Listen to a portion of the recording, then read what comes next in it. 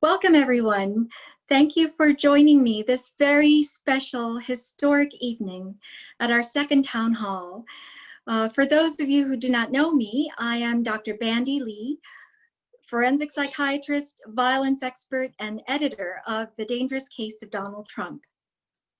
We will also discuss my new book today, Profile of a Nation, Trump's Mind, America's Soul. A full psychological analysis of Donald Trump in the context of his followers and the nation. We will go over today where things appear to be, where we are as a nation, and what we need to do with respect to the now even more dangerous case of Donald Trump.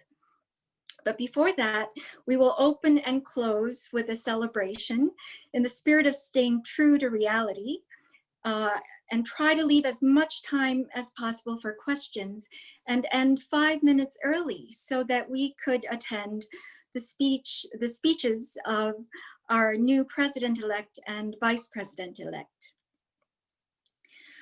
So we will end 5 minutes before 8.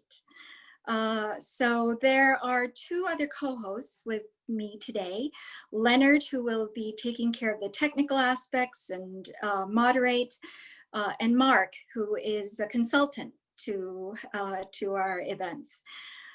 Please be advised that this session is being recorded, and please keep yourselves muted unless you are called upon to ask your questions.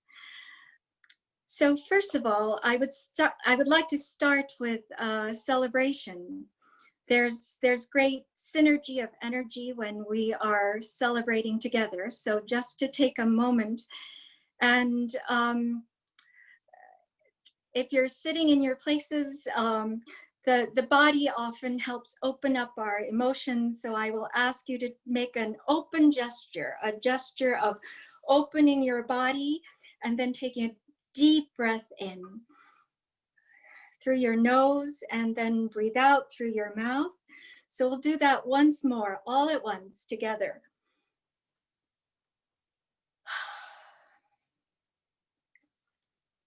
Okay, so we can just breathe in that positive feeling of having passed through an immense hurdle, where we can say to ourselves, we have averted the worst.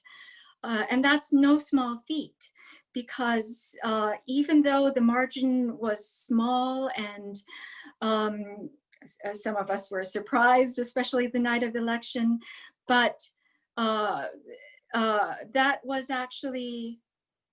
part was unsurprising if we consider the psychological hurdles that there were. In fact, mental health professionals who understand the psychological difficulties involved, this is actually a monumental feat on the part of the people. And we have done it ourselves, where everyone else has failed. So that's something really to be proud of and to celebrate. And we will end this way as well. So now to go on, it doesn't, of course, take away all the perils we are facing. And in fact, we are currently in a perilous time with democracy at the brink of destruction. And we're not yet out of the woods, by no means. In fact, many project that this will be the most dangerous period of this presidency, and the next 74 days will be critical in terms of how we will manage to get through this in a safe way. So that's why my new book was written, and thank you to those who have purchased and read it. The reason for putting it together was to, almost as a bookend, because the initial New York Times bestseller and unprecedented bestseller for a book of its kind, which was The Dangerous Case of Donald Trump, where 37 psychiatrists and mental health experts eventually got together and collected their essays for. This started at the beginning of the presidency, but now we're at the end. And it's about time we have a full analysis available to us so that we will know what to expect.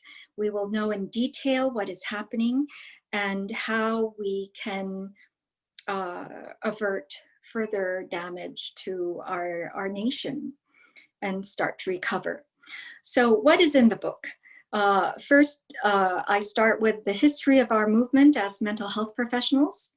Many of you are aware that it was an historically unprecedented movement of mental health professionals to come forward in the thousands to speak about the dangers, the psychological dangers of this presidency in ways that never happened in history for any president of any party. Then the book goes into a CIA type profiling of Donald Trump using also public health methods, how Donald Trump sees himself, how the public sees him, and how his associates see him. Then we go into a profile of Trump's supporters. Many people have been puzzled by his supporters, how they could support somebody who currently has caused hundreds of thousands of unnecessary deaths, caused a pandemic to deepen in ways that are not seen anywhere else in the world, bring our nation close to bankruptcy, put children in cages, and imperil our natural habitat. So the followers have been very puzzling. They would be without psychological considerations, but their psychology is actually quite understandable and interpretable under a few different situations. I go over the narcissistic symbiosis that happens between a psychologically wounded president and a wounded population. They may not necessarily meet criteria for mental illness, but as a whole, they exhibit characteristics of mental compromise. And so we discuss them as a whole, as a public health issue, and how cultic programming plays a role, how the rest of the population is kind of frozen and stunned, in a stunned state that I describe as a battered nation syndrome. And then finally, I describe a phenomenon called shared psychosis, which is where if you have a severely mentally impaired person in an influential position, continually exposed to the public, then their symptoms get transmitted. We often don't think of mental symptoms as being contagious, but they are perhaps even more so than physical infectious diseases, because you don't need physical exposure, but only require emotional bonds. And then I describe profile of the supporting environment where the collective mental health of society makes a difference. We often think of mental compromise as happening only with individuals, but the whole is sometimes greater than the sum of its parts. Even if the individuals don't one by one explain what is going on at large, we can see certain patterns in society. And that's how we measure things at a population level and try to prevent further problems and suffering. And other aspects such as the rising inequality in society is not just an economic matter, but can cause psychological injury, especially when there's relative poverty. Absolute poverty is not as injurious.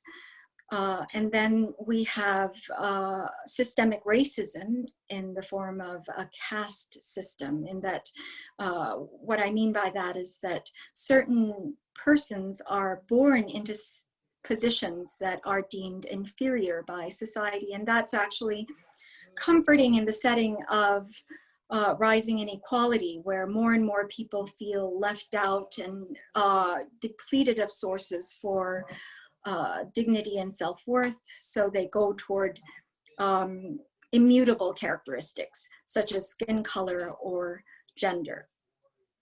And then there's indoctrination that's happened in the form of misinformation by right-wing media and frankly a propaganda system that's now in close government, which is Fox News or One America News Network. And then social media also play a role in creating filters where you are only exposed to certain types of information. All these things play a role in how our critical thinking abilities are reduced. The facts, our access to facts is limited, and our thinking is programmed to be less flexible and free. And all of this plays a role in dampening the collective mental health of society. And then finally, I discuss how we might recover America's soul. First of all, there's a formulation in the book of Donald Trump, his supporters, and the nation, and focusing on how these different levels interact with one another and can't be separated from one another. Oftentimes when we talk about Donald Trump, we may think of him as the only problem. He is certainly the most imminent problem and first order of intervention to have him removed in order to remove the dangers, but that doesn't solve all our problems. And so we have to deal with his supporters as well as the environment, that is the conditions of the nation. And so I go into a formulation as well as sample interventions, and then a plan for managing all these things and in order. So for greater detail of that, I'll be referring you to the book, but for now we can start answering questions one by one, and I'll share with you more of the details. So, so in the interest of leaving as much time as possible for questions, we will now begin. If you have a question, please go to the bottom of your screen where you will see an icon for participants. If you click on that, there will be an option of raising your hand. And please wait till your name is called when you will unmute yourself and ask your question. Okay. Thank you.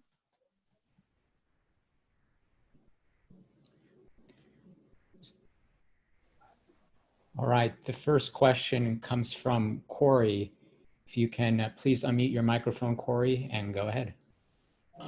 Yeah, I have a question. What do you think is the most likely way that this will play out until the inauguration? Yes, I list a number of possibilities. Please note that the book was written before we had an election and before any results were certain or conjectured, but actually one path I do not take is a smooth transition of power and a smooth election. So even when a landslide victory was projected, I was very cautious, and I still remain cautious in that there are many possibilities. In fact, as mental health professionals, we don't really predict future events so much as lay out probabilities. Probabilities and risk. So the riskiest, the most dangerous outcomes would actually be our first consideration, because even if the probability is small, were they to occur, the results would be catastrophic. And so I list violence, civil war, international war, and nuclear war as our primary concerns. And they remain our primary concerns because of the psychology of the president and the technology and war-making powers he has at his disposal. Next question. Great. Our next question will come from Carl. If you can please unmute your microphone and go ahead. Yeah, thank you. When I see people like Donald Trump, I always imagine that they have a deep sense of inadequacy and fear inside. And that you can sometimes see that. You can actually see that in some of his staff, a flash of fear or kind of, who's his press secretary now? I don't. Haley Anyway. McEnany? That's it. Yes, you can see it in her face sometimes. Sometimes she feels like a real loser, and you can tell. But do you think Trump ever feels that way, or like is aware that he feels that way, or is he kind of like a machine, you know, without an inner life? I think there are both those characteristics in that he is overwhelmed with feelings of inadequacy and worthlessness. We know that because of the way that he needs to inflate his sense of self and project someone who never makes mistakes, who is better than everybody and knows more than all the experts and the only one who can fix things. And he's a stable genius who does not require, who could never need an examination or other than the test he continues to bring up, which proves that he's far more than the test is supposed to lead to. So those are actually signs of inadequacy and attempts at overcompensation. And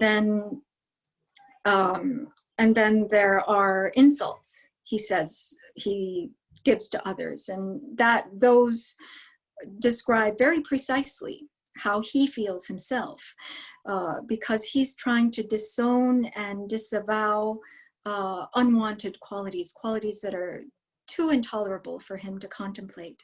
So when he calls others losers or suckers, we know that that's how he feels. Next Great. question. The next question will come from the Zoom user with the name Resistor Girl. Please unmute your microphone and go ahead. Oh, thank you so much for taking my question again. So my question tonight would be, I haven't quite finished your book, but I'm about 3/4 of the way through. Do you have any advice for trying to heal a friendship with someone who was one of his supporters, who I've lost the friendship with because I just can't handle hearing her be that way?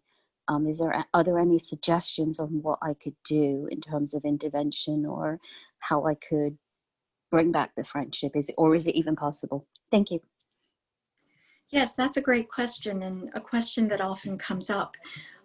If you get to the section of intervention with his supporters, I say that we often receive questions as to how to engage Trump supporters, how to try to persuade them. And I recommend that you don't try to persuade them because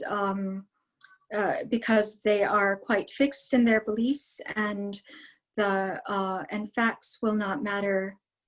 Well, actually facts do matter to them, but matter in the sense that they already know what the reality is. They're fighting reality, and so so presenting them with facts or evidence will rouse resistance and further the rift that you have in your relationship. But strengthening our own selves through fellowship with others, other like-minded people, continually stating the facts to ourselves and among others who are able to hear them, so that we ourselves don't lose touch with reality.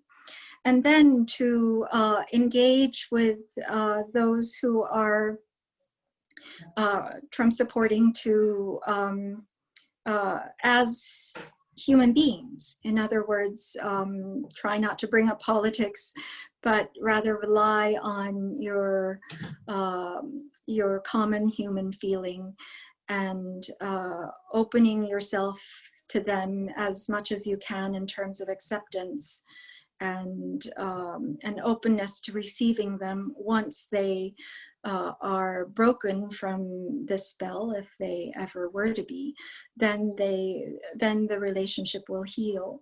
The problem with the relationship is not so much that something is wrong with them cognitively or personally, but rather the situation of having a mentally impaired person in power who has now co-opted their personalities and thinking structure, and fixing those conditions is what is needed for the entire situation in the country to heal.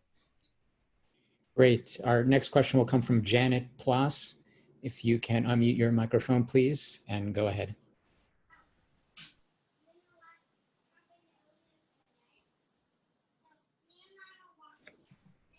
Janet.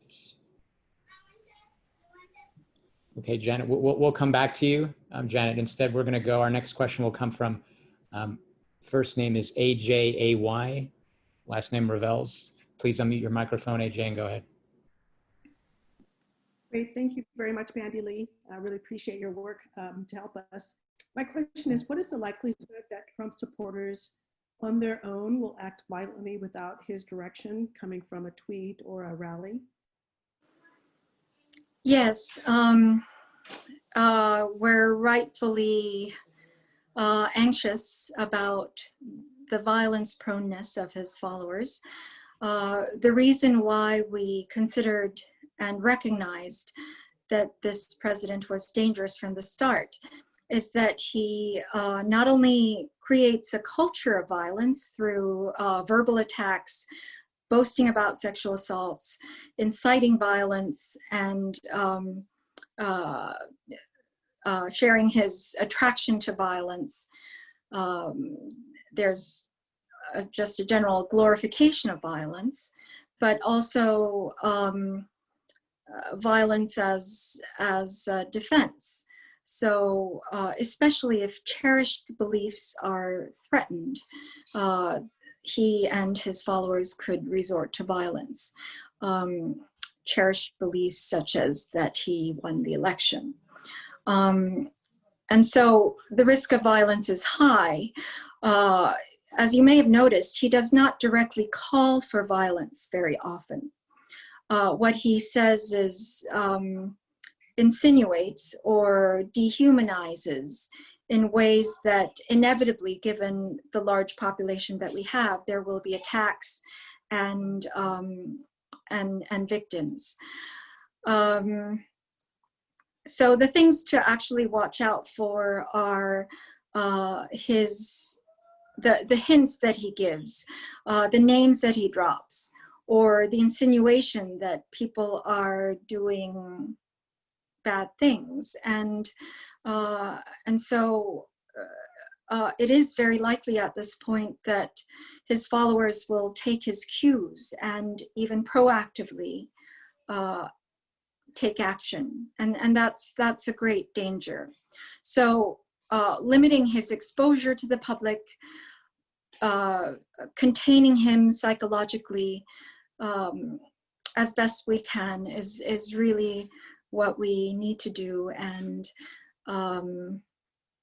so we need to have a very good understanding of how he does these things, what is needed, and some of those things are outlined in the book. Great. The next question will come from Storm King. Wait. You were going to go back to me. Just we'll get back to you, Janet, right now. Okay. Just please. Yes. Storm King is my real name. I'm a retired clinical psychologist, and I want to thank you so much, Dr. Bandy Lee, for helping us get to this point where we can finally unplug our great nation for 10 and wait 10 seconds and then plug it back in. It's become increasingly clear that the success of his demagoguery is in part due to the social media algorithms that create these information bubbles and echo chambers, and where information of any real source can be denied. Do you have any suggestions for us going forward on how to use social media more effectively or more generally to combat that divisive trend? Yes, thank you. That's a good question. In fact, I believe that mental health professionals need to get more involved here, because when you have certain conditions in society, we can almost predict what kind of outcomes will result based on those conditions. And I personally have been very fearful of the nation's state of mental health since about 25 years ago, when Fox News first started arising, and when it called itself fair and balanced, and I found that it was nowhere near fair or balanced, but was rather promoting a very extreme perspective and calling itself news. I was already afraid of the nation's, what would happen decades down the line. And what we're seeing, in fact, could have been predicted back then. Of course, the situation has worsened precisely because of those beginnings, that more and more right-wing media have figured out that that using psychological tactics to increase viewership and to hook people onto their programs like an addiction would create better revenue than providing real information or real discussion. And so already that's a pathological trend or conditions that would give rise to pathology. And of course, the social media have dramatically multiplied that, and that it is almost designed to cause you to wish to go back to it and become addicted to it. So these are all psychologically unhealthy conditions. We could equally program things to help with our general mental health. And these are ways in which mental health professionals, I believe, ought to be involved, because we have a responsibility to society equally as we do to patients. And we now know a great deal more about prevention and how to make populations healthier so that they do not suffer from problems in the first place. Great, thank you. All right, welcome back. Janet, you're up. Please unmute your microphone and go ahead. Yeah, thank you very much. Dr. Lee, I really want to thank you for your contribution. My question is understanding the psychology in Donald Trump's immediate family and Republican leaders. I think early on, some of us hoped that his family might introduce a touch of reality, or, you know, and at this juncture, we're seeing the silence of Republican leaders, except for a few. And I just wondered if you could speak to how we can get more people on his staff and leaders in the Senate to help him be less destructive in these next 74 days. Yes, the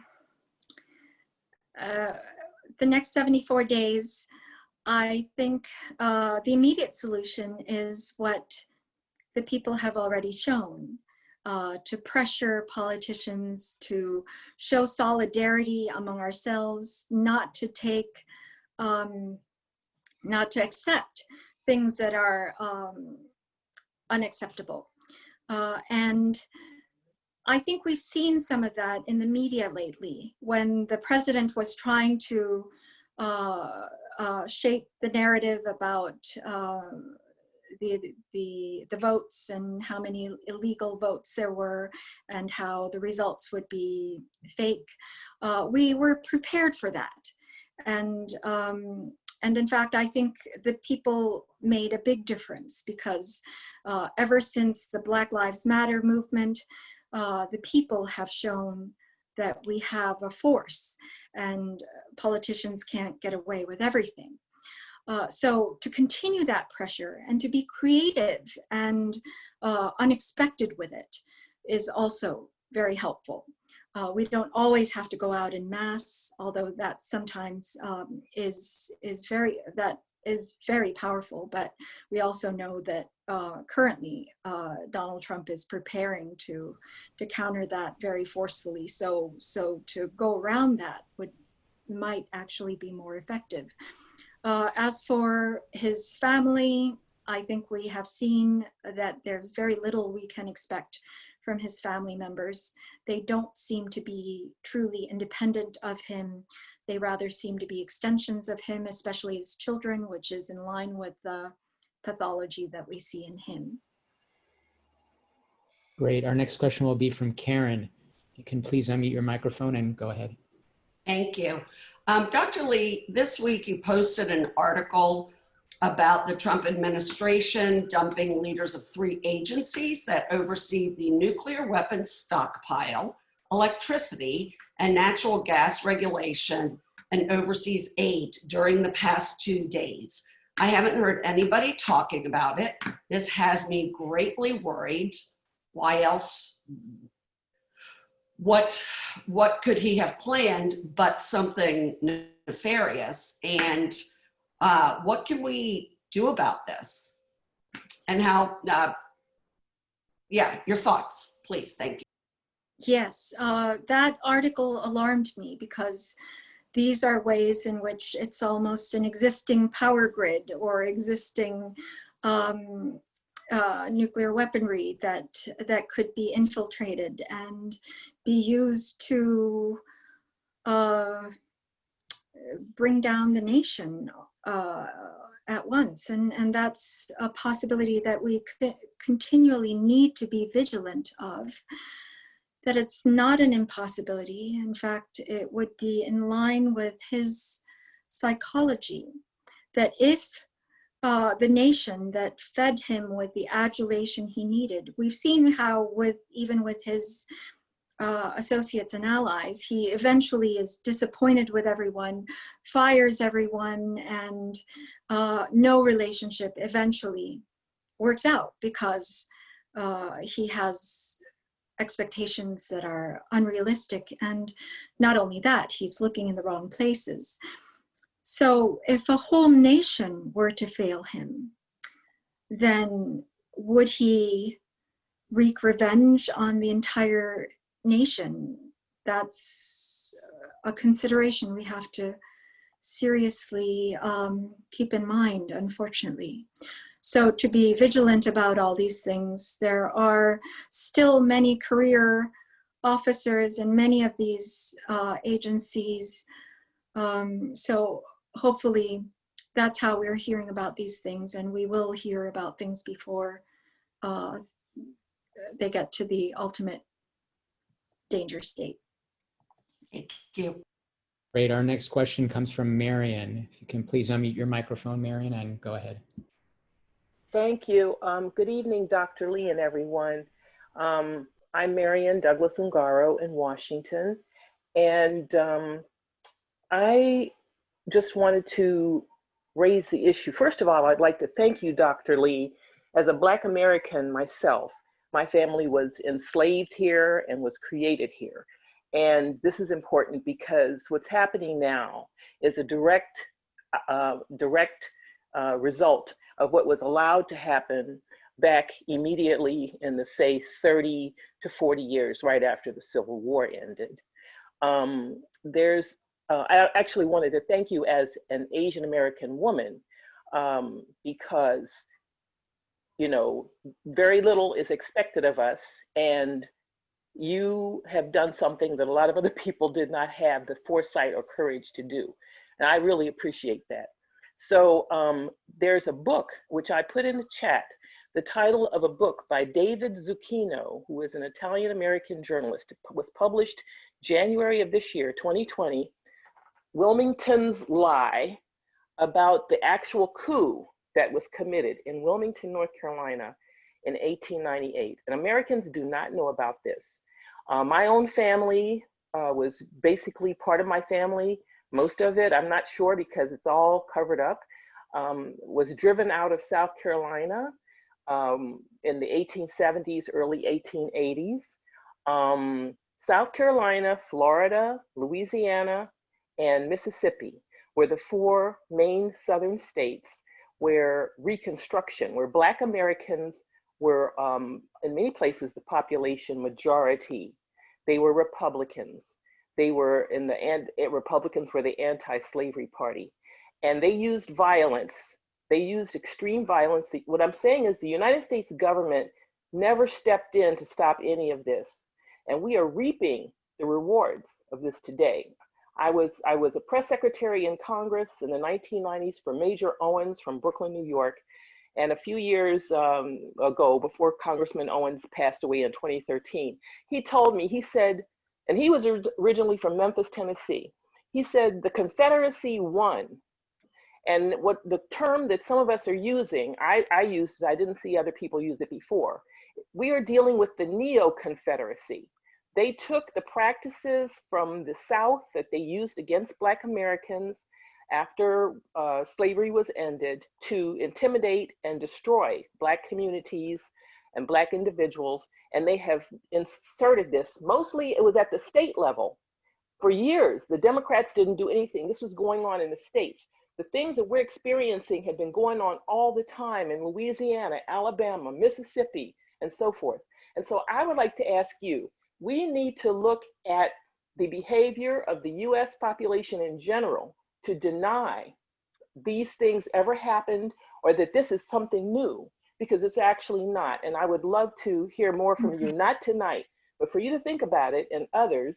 How do we start to talk about the truth about the United States, and particularly how we isolated the South and pretended like it wasn't really there, or as if it were an anomaly? Thank you.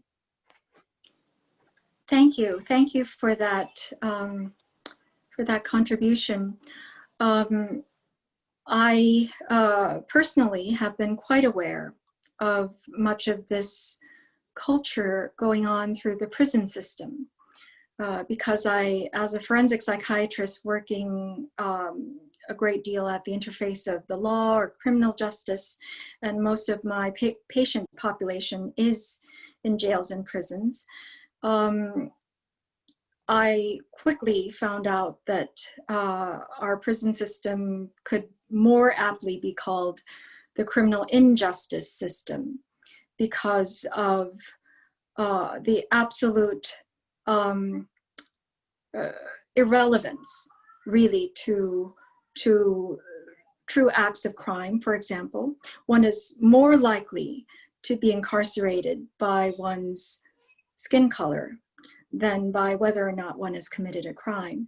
And the way that this has been used to suppress communities and to break apart a whole segment of the population.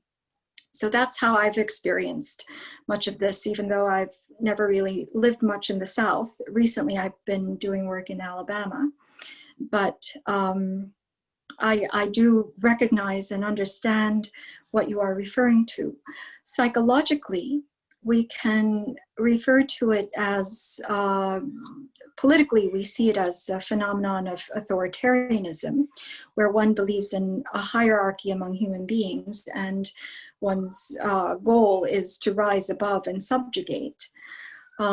This comes from a developmental wound in that populations, when entire populations don't develop to a certain level because of harshness of upbringing or even the culture itself, that this type of thinking propagates. And we can see from the current authoritarians in government that they're almost incapable of thinking about the law in terms of fairness or objectivity, but they think of it in terms of power. And there's a psychological aspect to this, in addition to simple greed and power mongering. Great. Our next question will come from Mary. If you can please unmute your microphone. and go ahead. Hello, Dr. Lee. I just wanted to thank you for all your leadership that you've been providing, you and your colleagues on this. It's been a concern. I am a retired mental health addiction counselor who has been trying to alert other people through my own writings just what a dangerous person because of his mental health issues that Donald Trump has been. My concern right now is something that you alluded to, and that is because he is now, what he does is react to people who are not loyal, who are not building him up, and all of a sudden the whole country, we have voted him down, so to speak, and he can't accept any kind of, he can't accept any losses. That's very clear from Mary Trump's book. But I am concerned about the possibility of revenge, and as I think Janet alluded to, you know, the danger of nuclear weapons. Or, I mean, anything can happen.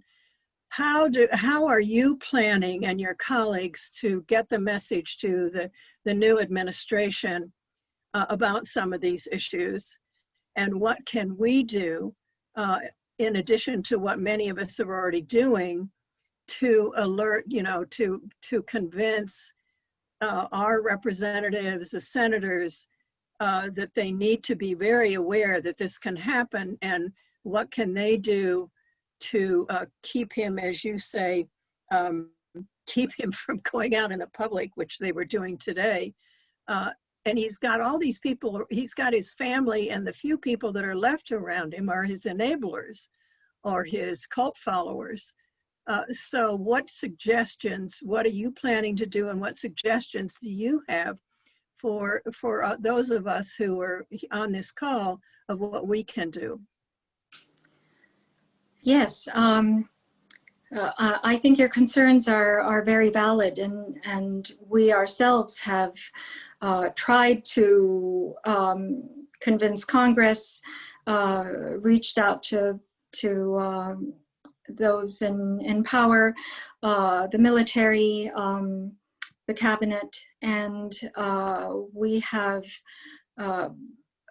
we recently published our documents book, which contains all the letters and petitions. And one of the key recommendations we made was that he be removed from access to nuclear weapons and war-making powers. That still remains our most urgent request. But as you can see, there has been no movement there.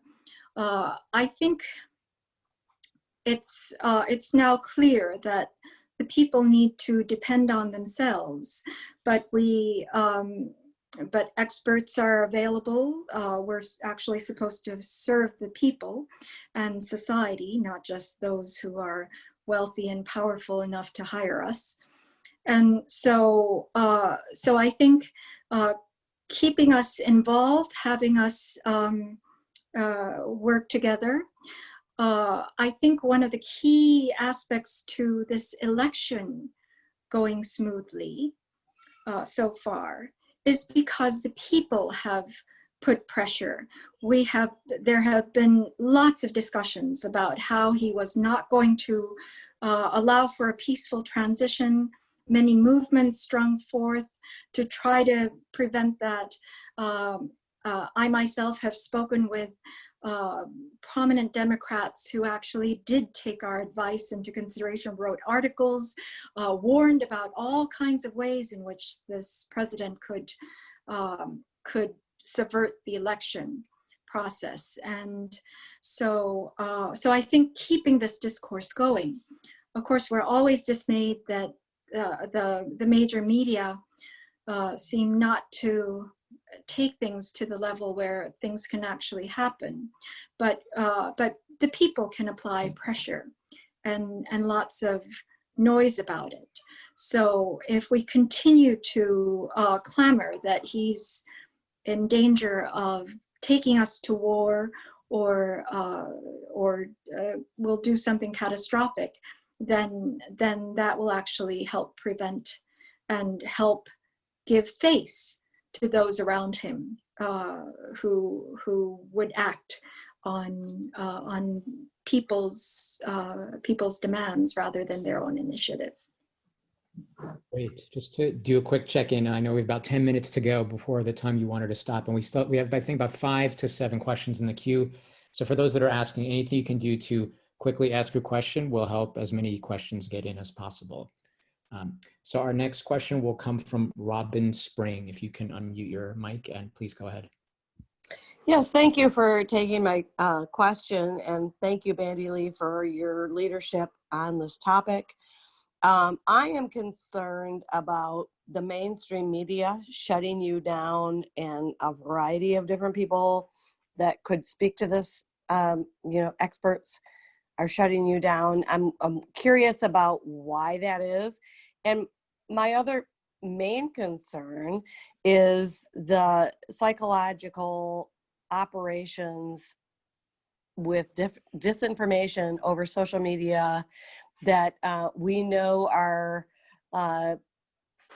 people in Russia and other countries are operationalizing against our public, and how often the American mainstream public is just not aware of these types of operations. And what can we do about that, as not only as citizens, but also I'm an educator and happen to be in the communications area, and curious about what can we teach about this disinformation across social media. Yes, thank you. I think you're absolutely correct in that it's currently we don't have an absence of psychological input in societal affairs. We have concentrated use of psychological technology and research and knowledge about the human mind and how it works, applied specifically to ways that can harm the public and societal mental health. But we, when we wish to be involved in helping protect the public and protect its mental health, we have been shunned and shut out. This happened within a couple months of inauguration of this administration.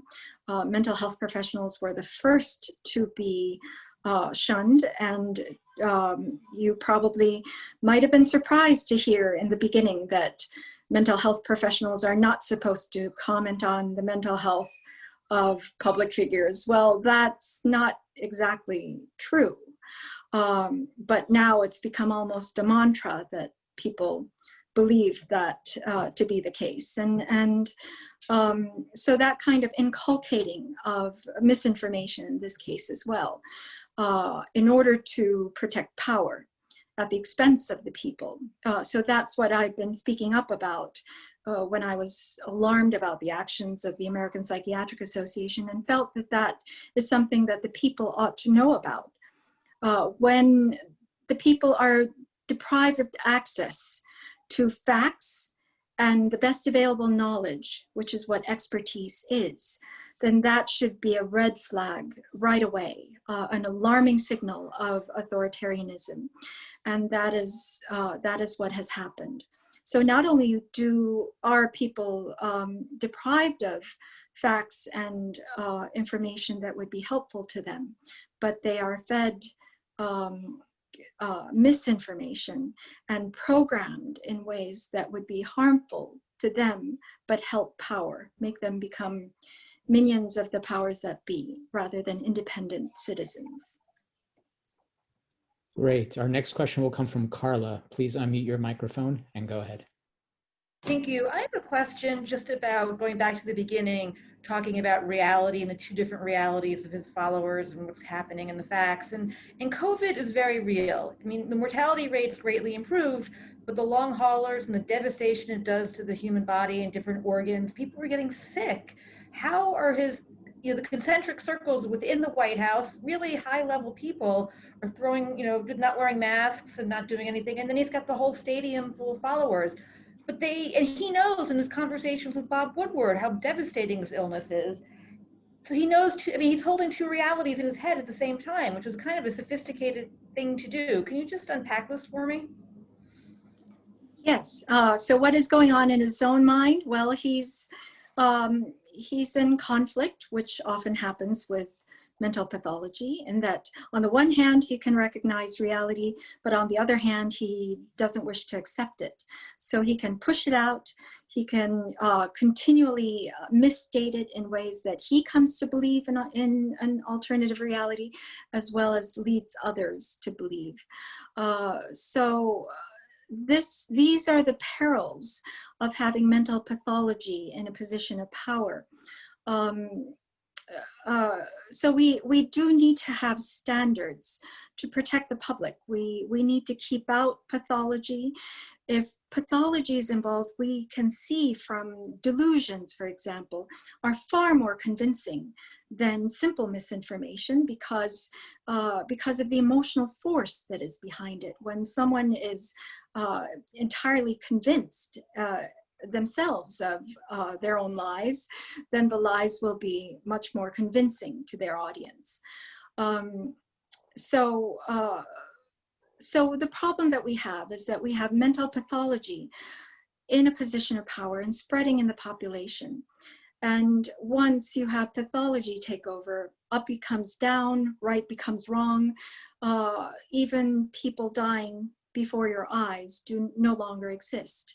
And this is the power of the mind that we ought to harness in productive and life-affirming ways, rather than destructive ways. And there's a clear distinction that health professionals can help to make, especially mental health professionals.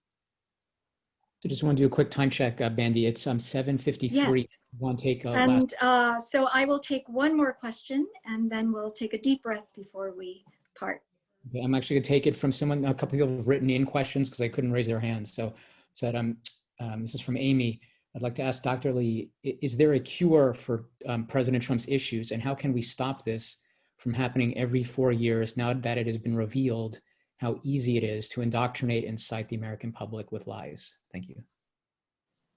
Yes, we've been all alarmed. It's because we are not used to pathology, but there's always a small segment in the population that exhibits this pathology. They used to be concentrated in jails and prisons and not seen anywhere else.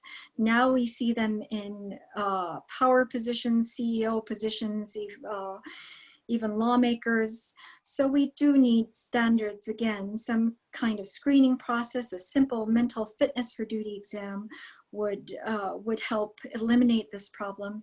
In fact, the fact that a small percentage of the population is responsible for a vast majority, if not all, atrocities in human history speaks to the urgency of keeping this condition out of power.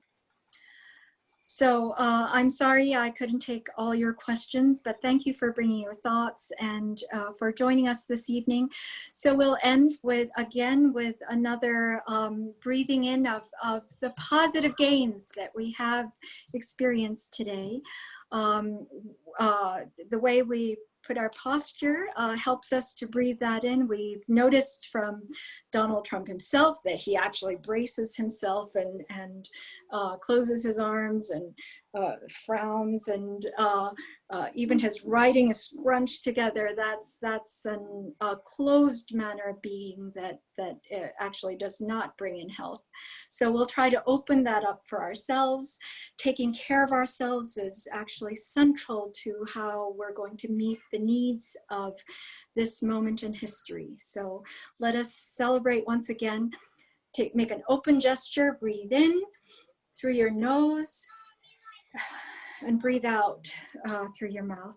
So continue to do that among yourselves, and take care of yourselves, and don't mind my nephew, sorry about that. And we will meet again. Thank you. Good night.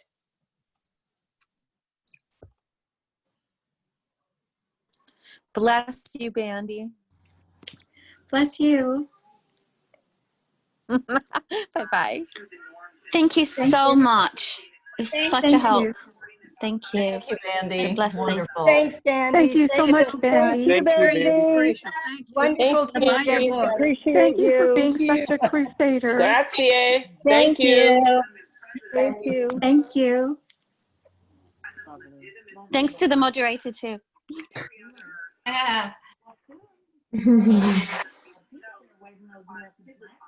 Take care, everybody. Trump's not the only one that can wave. Yeah. So glad we were together. Thank you, everyone. Thank you so much for your questions and comments. Thank you, everyone. Take care, everyone. Parting is such sweet sorrow that I should say goodnight until it be morrow. Well said.